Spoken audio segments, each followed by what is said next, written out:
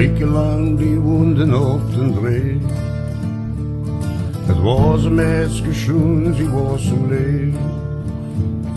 Ze was zo lang en slank met golden haar. Het kind dat was nog jong, pas 16 jaar.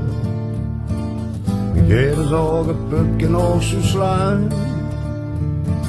Gezonder was een visje, hoe was hij klein. Met been zo rond en fijn en een piepensteen.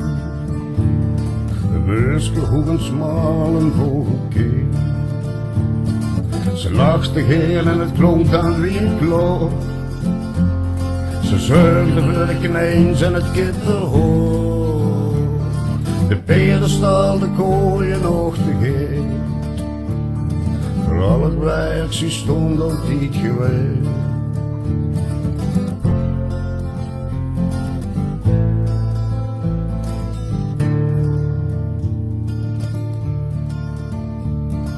Dagen dode doeven in de slaap. Die komen uit en zachte gooien daar. Het was voor het meisje dat een voren deed. Een schoender in het deur, het was dan niet. Net zomaar kwam ze werken op het land. En alles bloeide wat ze had gepland. De herfst kwam, ze bond het huis bijeen. Ze was net goed, ze groeide iedereen. Ach mensen, ongeluk is gauw gebeurd. De bladerzevel zo de boven geschuild. De strenge winter kwam met sneeuw en ijs. Ze ging alleen getjas op het ijs.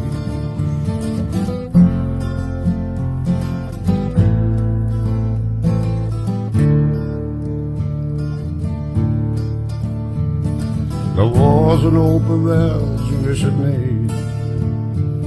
Het is wat broos en zwaak bij het hoegeleed. De schaats bleef snijden, stond de zakken door. En veel in het open graaf dat haar bevroor. Het heet een dag geworden en gesneeuwd. Men miste haar en zeugde bij de vlieg. Betalen met het leven de zonneprijs. Haar handlag was gevroren in het diep. Het hek met bloemen ligt door in een steen. Vanuit de deur het komt om in een geen.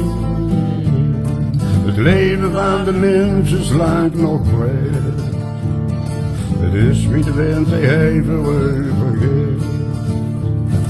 Maar wekenlang in korte tijd geleden. Ze woonde bij haar ouders op den dreef. Ze zwie de bloem die in het voorjaar groeit. De schoonste is het eerste uitgebloeid.